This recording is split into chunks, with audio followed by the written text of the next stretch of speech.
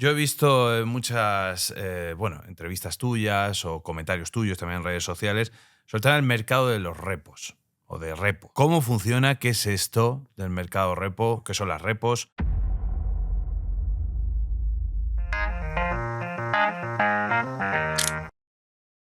Que es una forma de dinero de un mercado bastante oscuro que se llama la banca en la sombra y el eurodólar. Ese es su dinero. Déjame contarte una historia para contarte luego qué son los repos. La crisis del 2008 fue un antes y un después para la manera en que el mundo se apalanca, para la manera en que el mundo entero pide deuda. Previo a la crisis del 2008, el financiamiento que se otorgaba en el mundo financiero era sin colateral de por medio. Era un banco creyendo en el banco deudor, un inversor creyendo que el banco deudor o el inversor deudor le iba a repagar, simplemente por su palabra, por su credibilidad. Entonces, te presto dinero, Luis Miguel, no me des nada a cambio de garantía, yo sé que tú me lo vas a pagar porque confío en ti. Era un sistema basado en confianza entre los participantes. Viene la crisis del 2008, de repente la marea baja, y te das cuenta quién está nadando desnudo. Y de repente los inversores que habían prestado dinero no tienen nada a cambio y el deudor empieza a entrar en problemas. Y entonces, ¿qué haces para recuperar tu dinero? ¿Sabes qué tienes que hacer? Hacer una fila kilométrica con los demás acreedores para ir a juicio y cruzar los dedos que quede algo para repagarte la deuda, la inversión que hiciste. Entonces, en el 2008 hay un antes y un después. Después de esa instancia, de esa gran crisis, el mercado dice, ya no nos basamos en confianza para prestar. Ahora tiene que haber colateral de por medio. ¿Qué es colateral? Es que si yo te presto 100 euros, te voy a pedir a cambio tu coche. Un aval.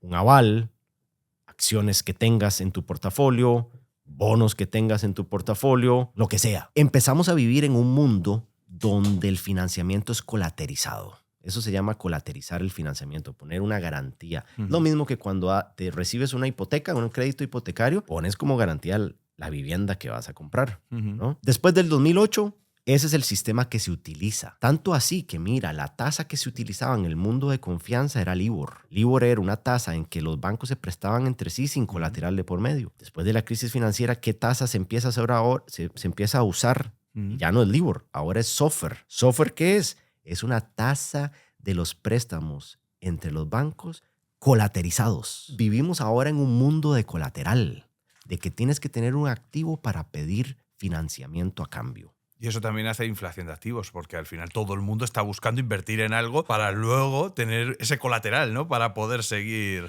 Y no solo es inflación de activos, que tienes razón, sino que entre mejor calidad de activo pongas, mejores condiciones de financiamiento vas a recibir. Por lo tanto, vas a buscar lo mejor de lo mejor, ¿no? Y cuéntame, ¿cuál es el mejor de lo mejor de los activos financieros en el mundo? Depende para cada uno, pero uno de los que siempre salen a nivel académico es la propia deuda de Estados Unidos, ¿no? Exactamente.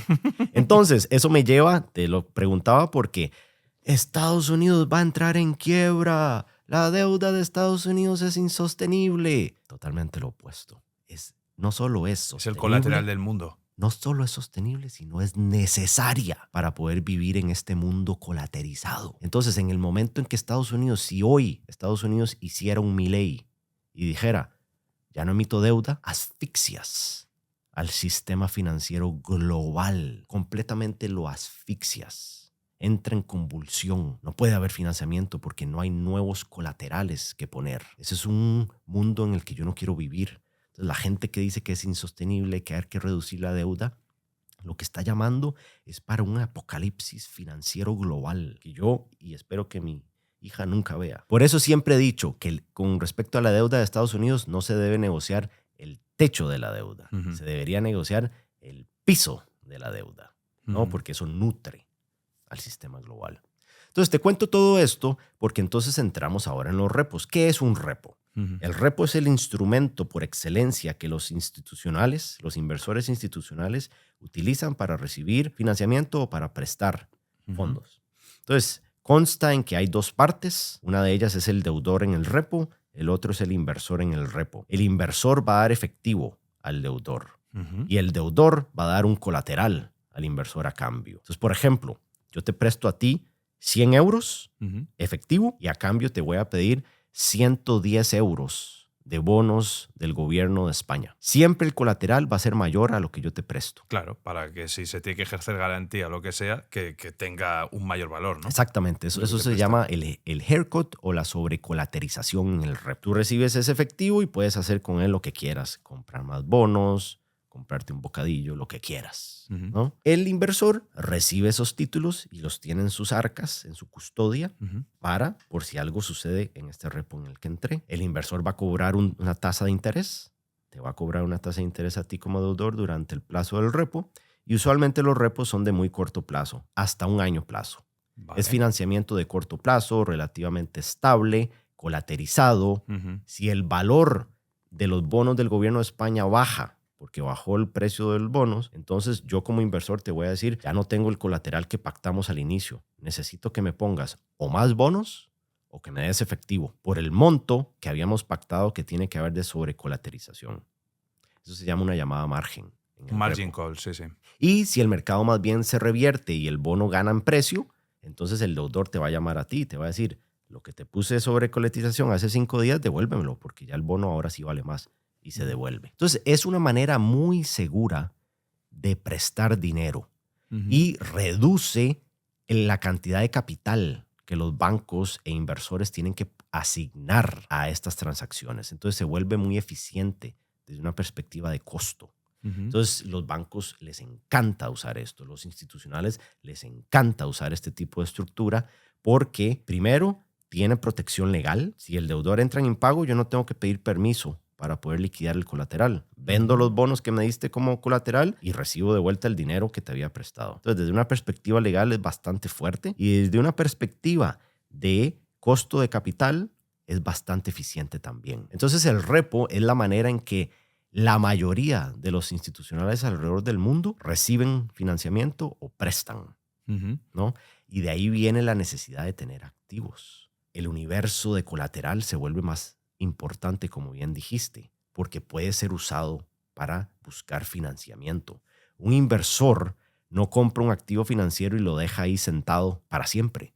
Un inversor lo que busca es apalancamiento, que es la manera de generar riqueza. Entonces, un inversor va a recibir esos bonos que se recibió en colateral y los puede rehipotecar. Puede usarlos para luego ir a buscar efectivo con otra persona a cambio de ese colateral.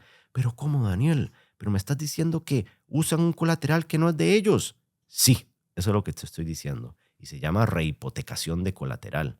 Puede ser usado muchas veces a lo largo de la cadena. Y lo que se busca ahí es rentabilizar las posiciones con apalancamiento. Y de ahí la importancia entonces, de nuevo, de los activos financieros en su formato de ser usados como colateral. ¿Estos institucionales a qué nos estamos refiriendo? ¿La negociación directa quién es? ¿Entre banca y directamente los institucionales que tienen ese colateral para poder pedir esos préstamos a corto plazo? Y si es entre banca e institucionales, ¿por qué no directamente hacen un préstamo como siempre se ha hecho?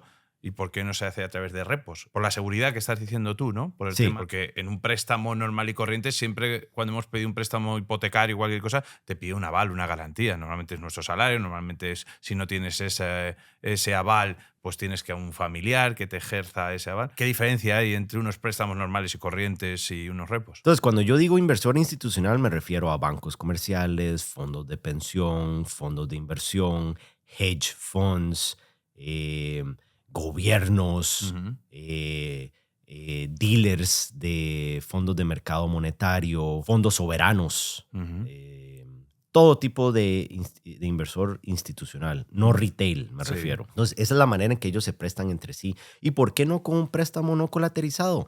Porque el mercado financiero aprendió la lección en el 2008. Cuando la marea bajó y de repente yo te presté dinero a ti y no tengo nada a cambio, no voy a dormir muy tranquilo esas noches, ¿no? Sí, sí. Entonces, ahora que tengo colateral de por medio, duermo muy tranquilo porque me es indiferente si tú entras en quiebra o no.